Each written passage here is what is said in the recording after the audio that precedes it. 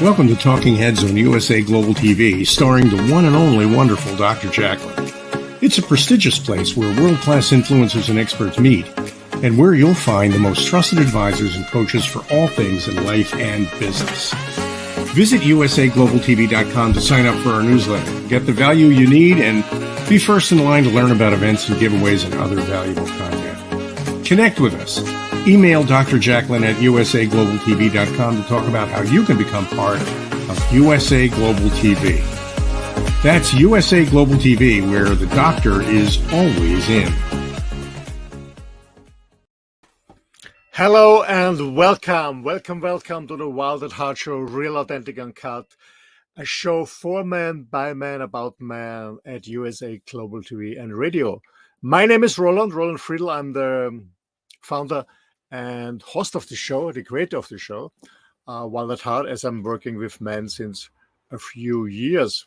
The reason for that is I'm a man too, and I figured out that many men have a problem to talk about their emotions, about their stuff, and they need man to man.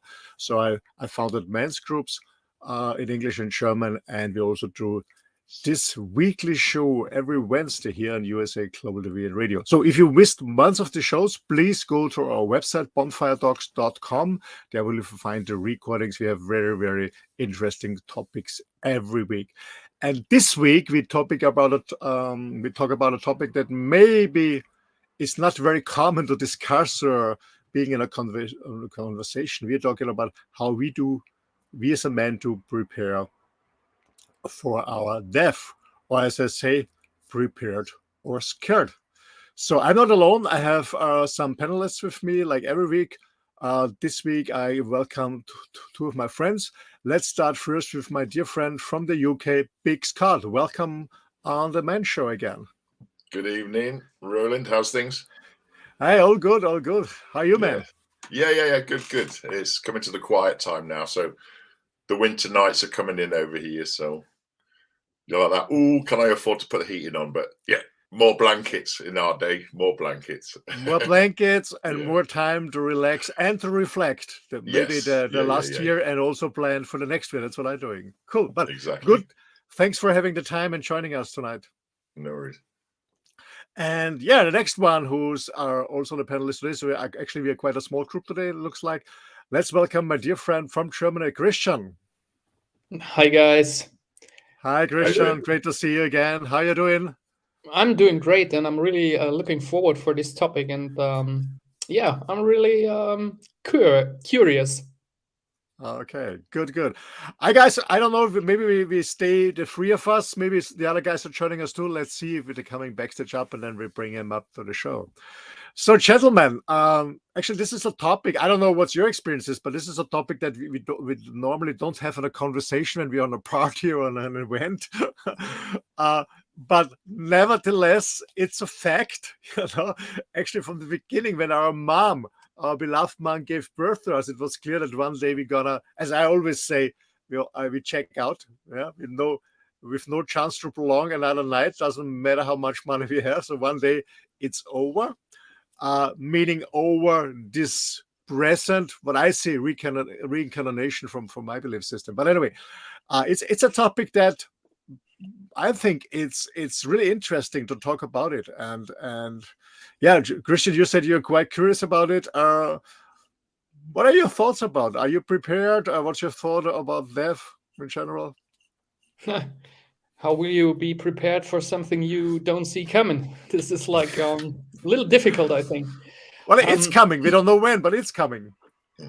Yes, that was exactly. You don't know when it's coming. So how can you prepare for something that just can happen every moment? Like you get I think it's heart stroke or something like that, or car accident. You never know.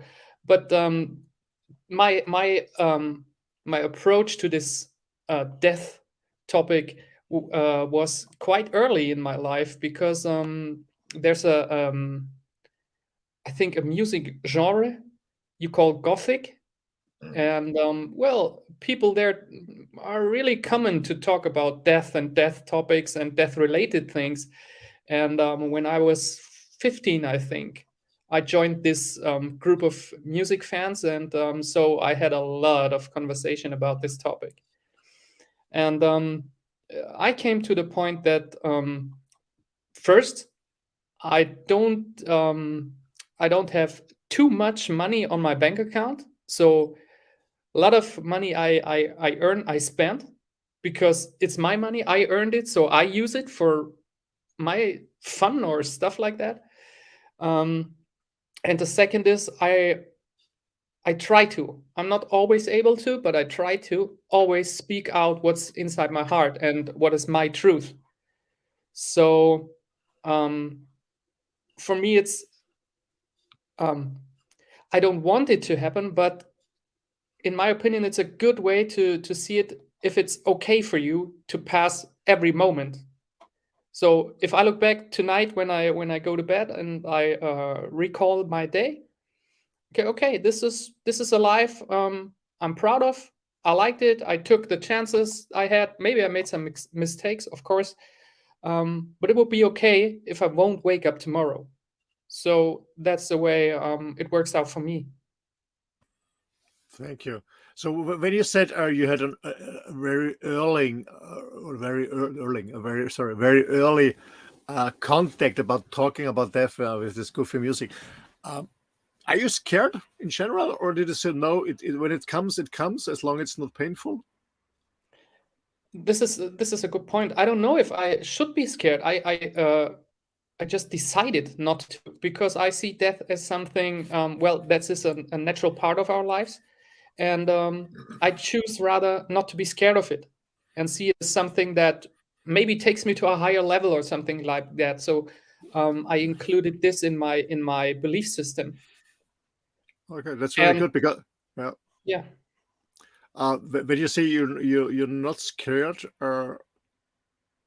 you're convinced that you're not scared, or you said, okay, I don't want to be scared, because actually the last 2 years with all this pandemic, whatever you want to call it, I saw so many scared people, scared out of the hell, that they forgot to live because they're so scared of dying. So do you think it's natural to being scared and you can practice not to be scared, or is it also natural to be not scared? What do you think, Christian? I don't know. I would question the point that they are scared of dying. I think it's possible that they're not scared of the thing going on if you die. Maybe they are scared of something else, but they call it "I'm scared of dying." I think a lot of times they're scared of losing things or stuff like that. I don't know if it's really the fear of die. You're meaning giving up things or losing things that they're so attached? I won't say they're so attached or something, but I would question those people. I really would like to question them. What are you really afraid of? What is it that you are really afraid? Maybe they're just following this anxious feeling that is in the society. So maybe it's that like influences them so much that they think this is the reality. I have to be scared, and the closest thing to be scared of is right now, or was right now, Corona thing. I don't know. I think you mean it's more a mass hysteria? Maybe, yes. Yeah. Okay. People in a horde or in more than 100 people, they act strange. Yeah, that's true. There's a great TV show. It's called Human Zoo. You see them making experiments with people and see what belief systems are doing to people. This is a great show to watch, besides ours, of course. Yeah, thank you for that. Thanks for that, Christian. Hey, speak Scott. I mean, you're the second oldest after me. How about you? How about you and death? Do you have a good relationship, or with your own death? I don't fear death. To me, it's moving on to another dimension. I think once you've done your job here, you'll move on to a better dimension. I've lost a lot of family members. All of my elders, apart from my father, have all passed away with one form of cancer or another. So I've stared it in the face and I've watched what it's all about. And all it seems to be is what you pass on. The vultures come and take it before you go. So I think the one thing that I've learned is I want to make sure that what little that I do have goes to the right people, because death is a mysterious thing, and it brings out evil and it brings out good in people. But I don't fear it. You know, as Christian was saying, I could not wake up tomorrow and know that I've had a bloody good innings. You know, I've done things. I've been scared. I've had, you know, I've in my bedroom, I've got a thing called my life box, and my 14-year-old daughter asked me to look through it the other day. And it's letters from when I was sending letters to people that I knew in prison, out of prison, from girlfriends and stuff. And that to me is what I want to leave behind. Do you know what I mean? It will never be monetary, because even your children, even your best friends, even your closest friends don't realize what you've done.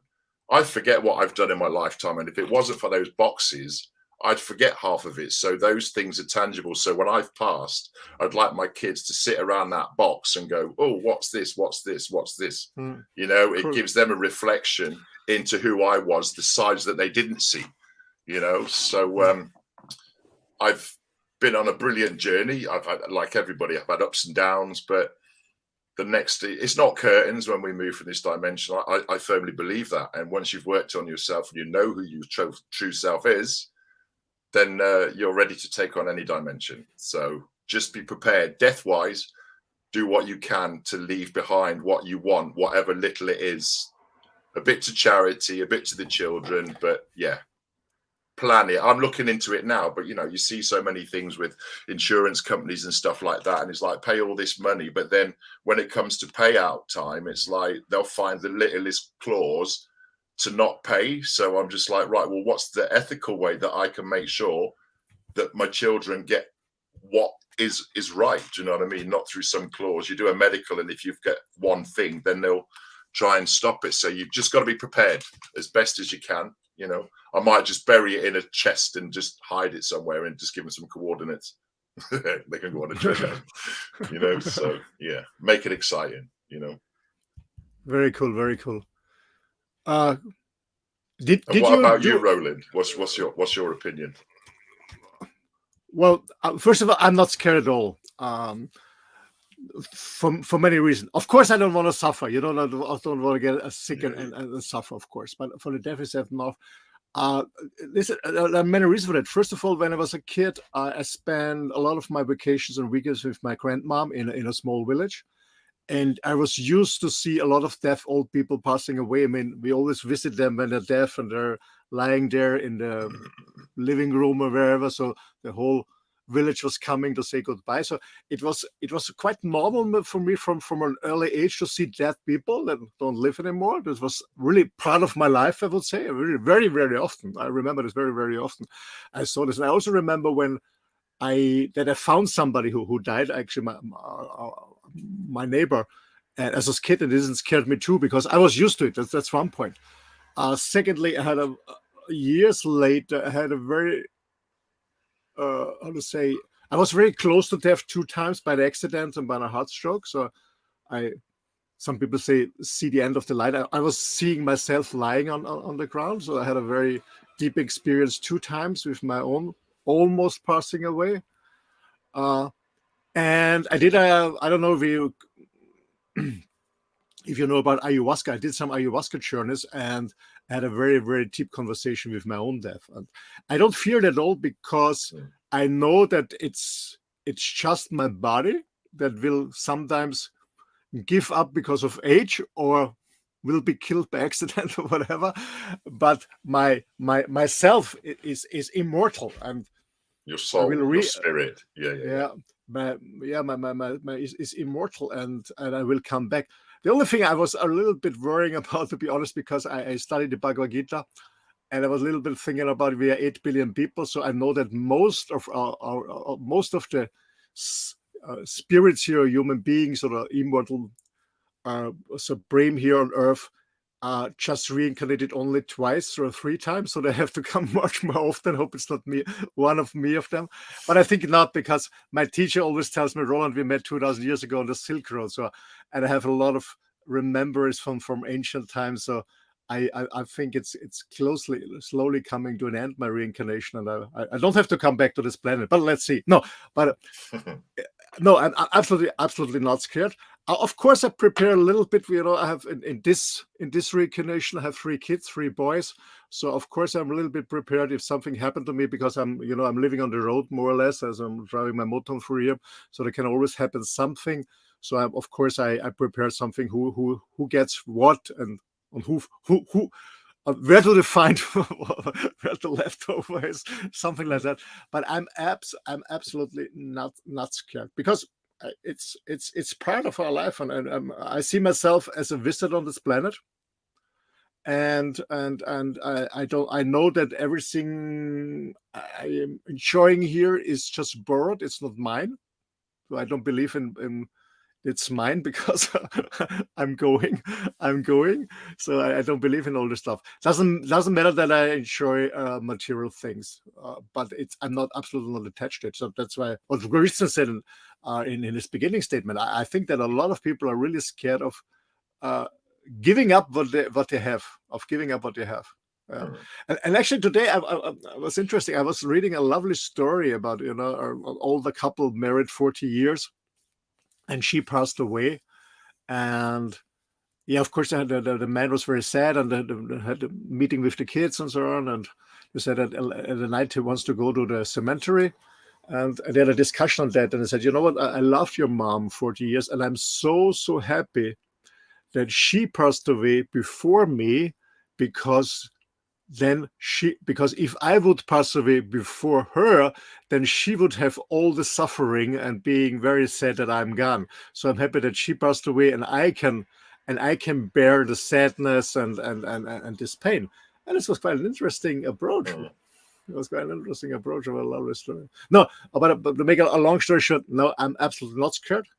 But as I said, hopefully I just go to bed and don't wake up in the morning. That's what everything is looking for, and don't have pain or sickness or whatever. No, not at all. This is a great aspect you mentioned. That if when there's a couple, one of those two dies, the other one has to take pain. So I don't know if one of you guys looks Star Trek. Mm-hmm. Yeah. The Klingons. Yeah. So there is a ceremony they do if one of those Klingons dies. They all stand together in a circle, and they praise his name, and then they raise their heads and they cry out loud. And later on, this ceremony is explained, and they say they are warning the gods because another one of those warriors is coming up. And the Klingons that are left, they are partying, and they're kind of Roland, please help me. Neidish? I didn't hear you. You're on mute, Roland. Said jealous. Yes, the other warriors are jealous that he can be up there, and they have to be living this life, which is also cool, but not that cool as being there with the other warriors and gods. So the point I want to come back to is, why can't we see it like that? If someone passes away, we can feel happy for them to have passed to the next step. So that would be a good point. And something I find quite interesting as one of my perspectives is that the Bhagavad Gita, the Jesus story, or the Book of the Death from I think it's China, those are all just stories. If someone tells me, hey, I've met you 2,000 years ago, okay, this can be if I choose to believe it, or this cannot be if I choose to believe that. Most of the time, if I just look on such situations, such sayings are to make bonding between two people. So if I choose not to believe all these stories, and try to get to the point when I say, okay, if this body stops working, I'm gone. Point. There is nothing before, nothing after. I'm just gone. My conscious is dissolving to nothing. And this is kind of thought, and I love to hear your opinion about that, where my logic stops. So I can't think through that, like, what is it when I'm nothing? Because I can't, well, there is like an error message here which says cannot compute. Well, do you have a fear of that, knowing that you're just going to dissipate to completely I don't know. nothing? I just don't know. So I'm not a nihilist. I strongly believe that I'm reincarnating. I strongly believe this because, well, actually, to be honest, I'm raised and born in Austria in a Catholic background, but I decided in very early years to step out of this religion of fear. Religion of fear and a religion in the name of Jesus, in the name of love, killed many other tribes around the globe. So I stepped out of this because I think in all religion of fears, like where as well, like in the Jewish tradition, in the Christian tradition, and the Islamic tradition, where you only have one life. Of course, people are scared and feared. You're absolutely scared and have fear because it's just one. You only have one. But when you, like myself, I strongly believe in reincarnation. So I'm absolutely not scared because I know in this body, in this material appearing as a human being, I was a visitor. But next time I'm coming back, and let's see if it's a male version, a female version, it's an animal version, a human version, or whatever it is. Let's look. Yeah, I guys, by the way, I just got a feedback from our producer, our two other buddies, Hazem and Mounir, are backstage. Let's bring them on stage and discuss. Hi, Hazem, and hi, Mounir. Hey. Hi, guys. Hello, guys. I wouldn't miss this. Hi, everybody. He's gone. He's just magic.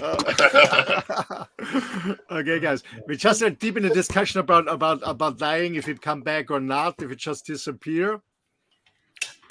What do you believe in the Far East? Are you prepared for dying, Mounir? Do you think you're coming back, you're immortal being, or you're just gone and bye? All right. Okay. It's all about the beliefs in the Islamic religion, and we definitely believe this by heart. Is that it's one life. It's different shapes. So we start in this world, all right, and that's a very, very short period of time.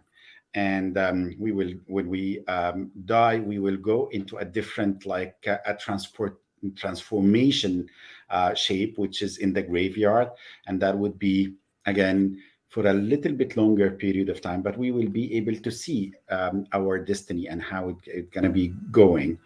And then we will be having the same soul and the same but younger, just at the age of like 40, right?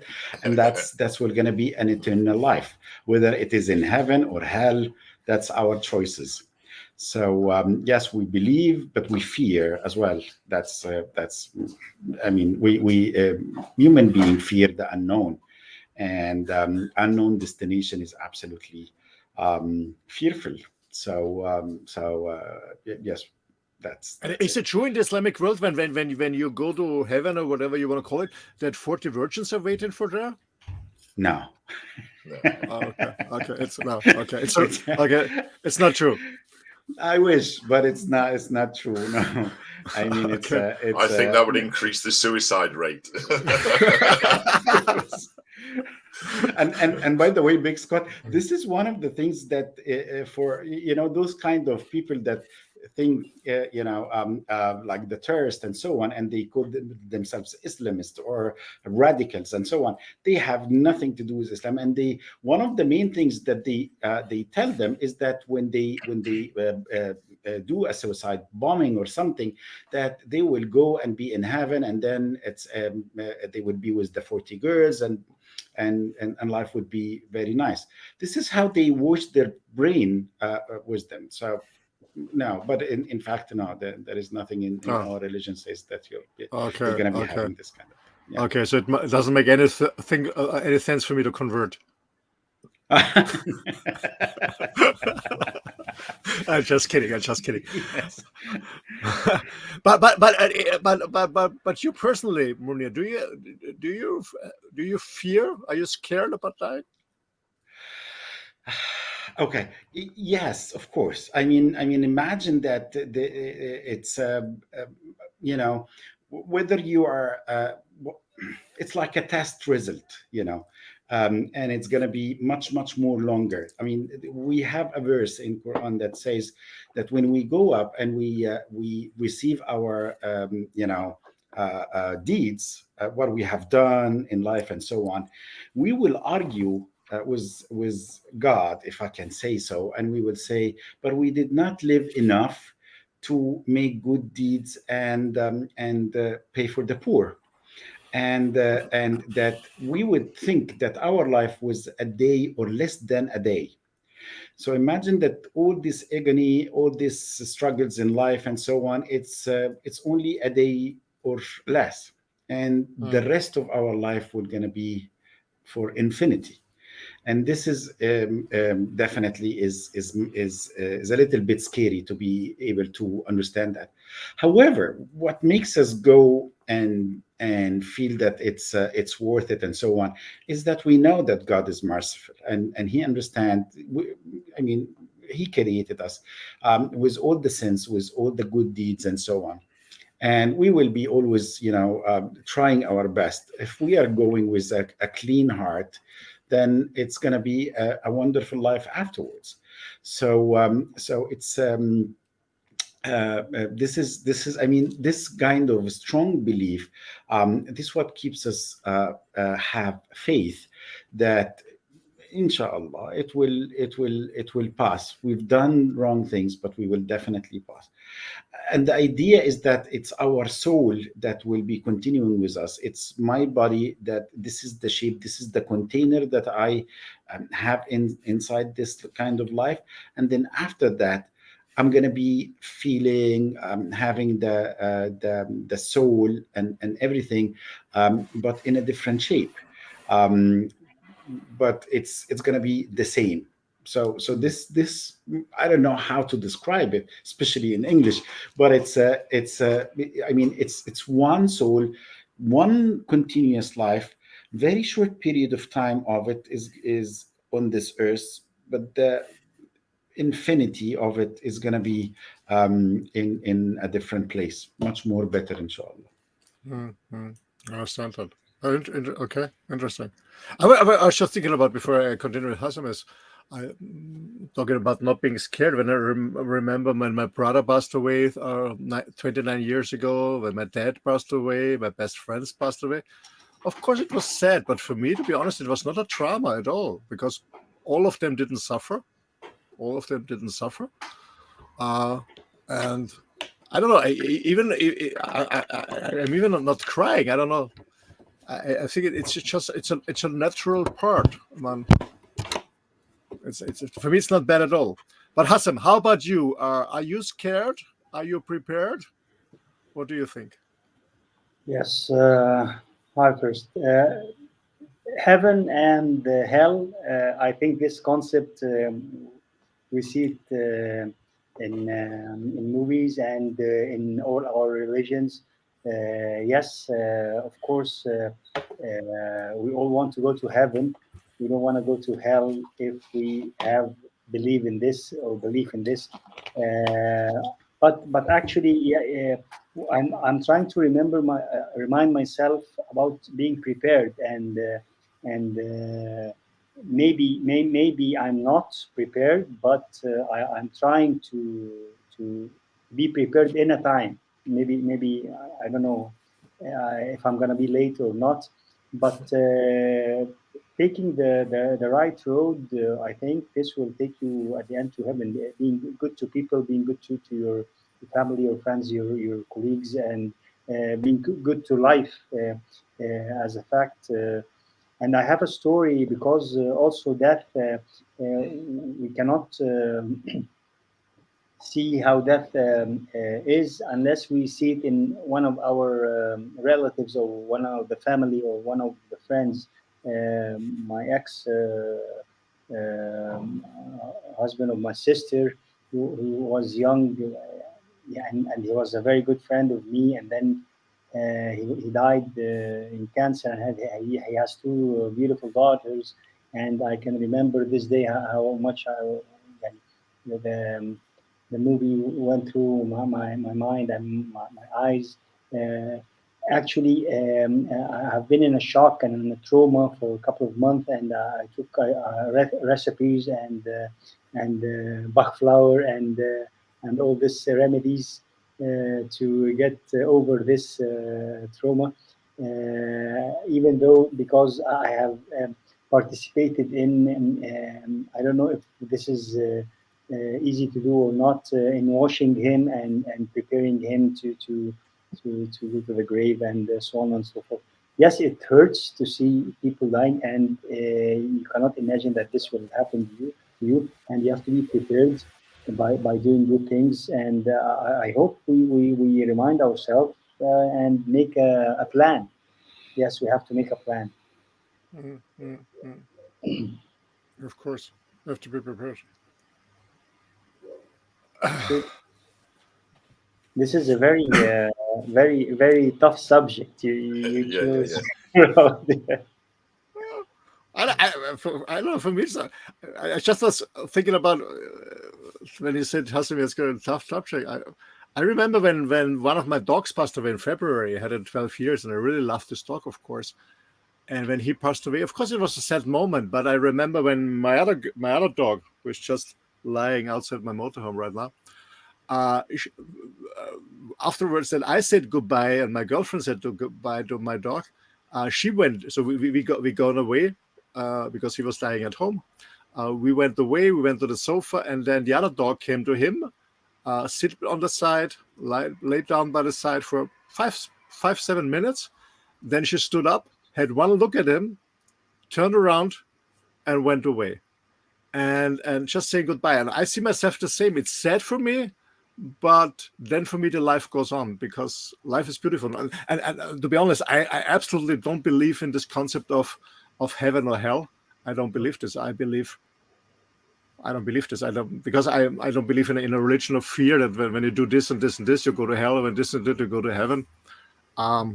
No, I don't. I believe. I strongly believe in immortal beings. But anyway, Scott, yes. I know you have kids too. Did you ever talk about with your kids about dying?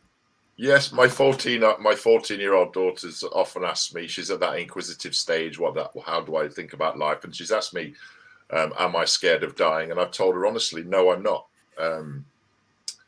The three things that are guaranteed is you're born, you live, and you die.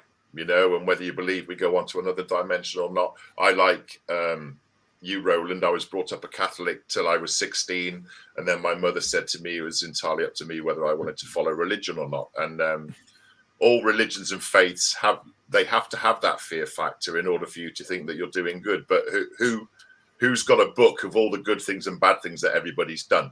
Unless you believe in the Akashic records, and then everything that's in your mind, you have your own Akashic records. So it's sort of, I don't believe we're just here.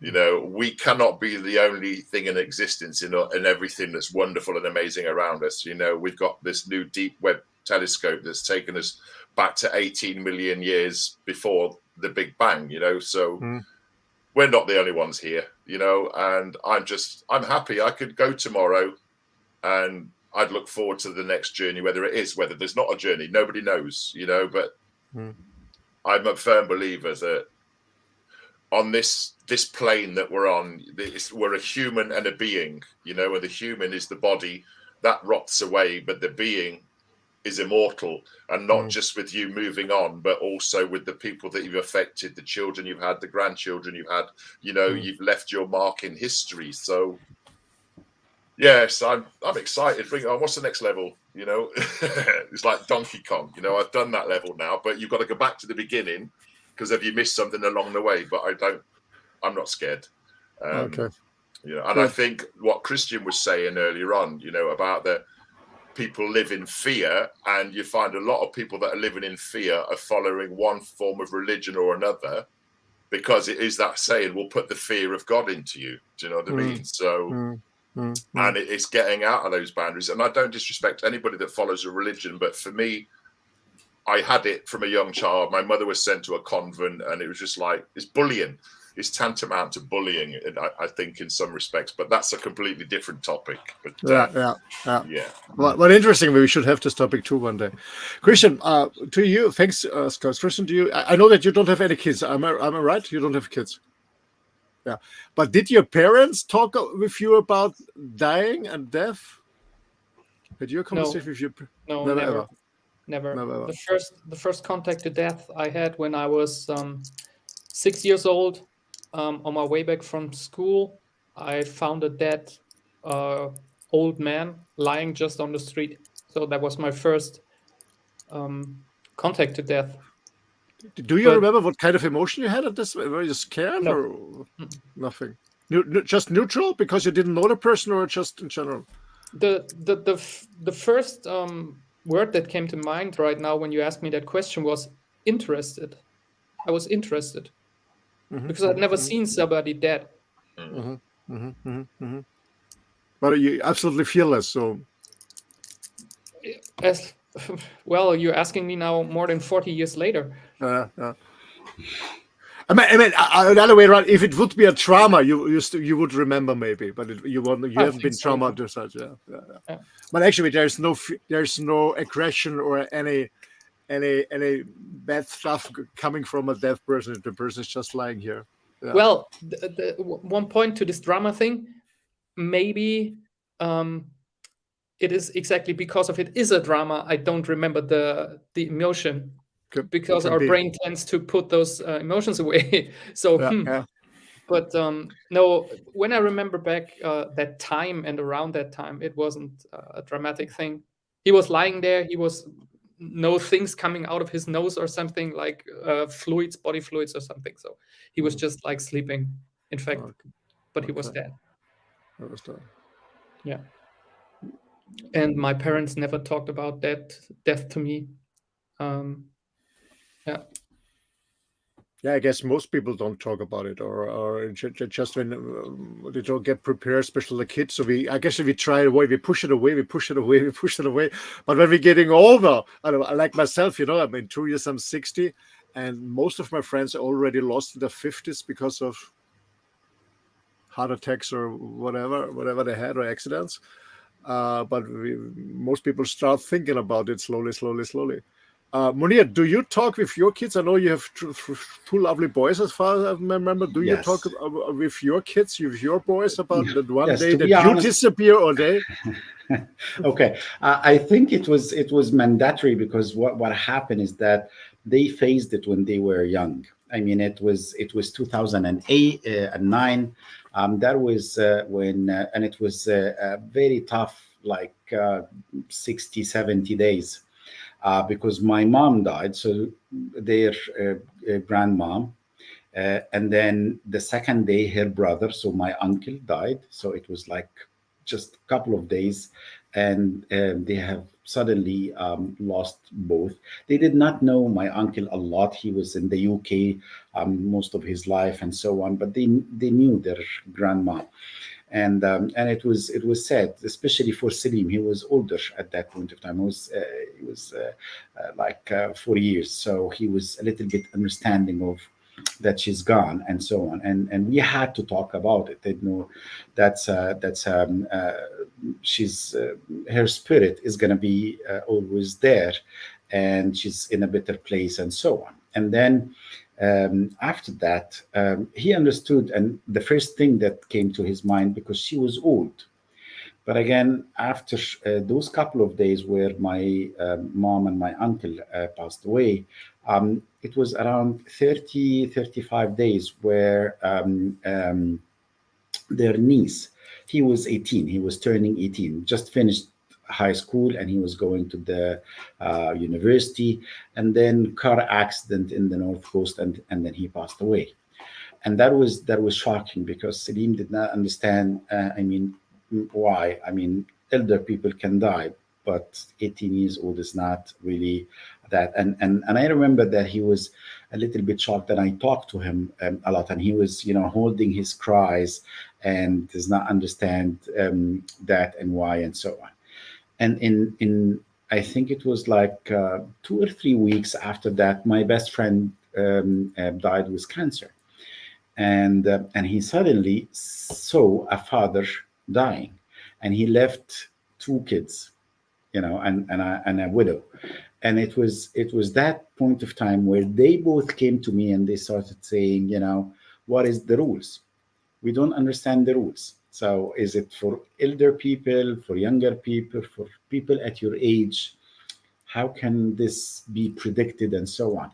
And what happens afterwards? And why are you crying, and why are you grieving? And these things were a little bit tough. I remember it was yeah, for them it was not really a good experience, but they passed it. They learned a lot about it. So initially, what I'm saying is that yes, they understand, and they understand that this can happen anytime. There are no rules. We don't know where are we gonna be dying and when. But the most important is that you are always being prepared. So it's prepared. That means is that the fear is not the fear of seeing God or going to hell or something. It's the fear of not knowing. It's the unknown. It's something that we don't know. We haven't sent someone to that journey and then came back and told us what they are seeing, how are they going, what happens when they are in the graveyard, and so on. So it's a little bit, the dark, scary. The lockdown is scary. The unknown is scary. Traveling fast is very scary. So that's how it goes. But I believe that it those kind of things, it builds us with the experience. Like Christian was saying, with Big Scott or Hazem, is that when you lose someone, you start thinking about it, and you start thinking, when is my time? And then after 5 minutes, you just forget and you continue. You're muted, Roland.